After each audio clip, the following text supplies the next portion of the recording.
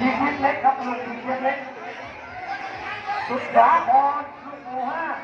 แข่งขันกันมาตั้งไว้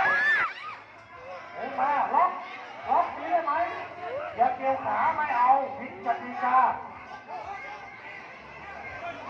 ขอบคุณครับถูกผมนะครับเอาไป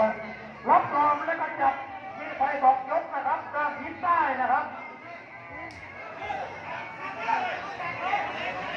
รับรองแล้วก็จับตามทิศใต้นะครับ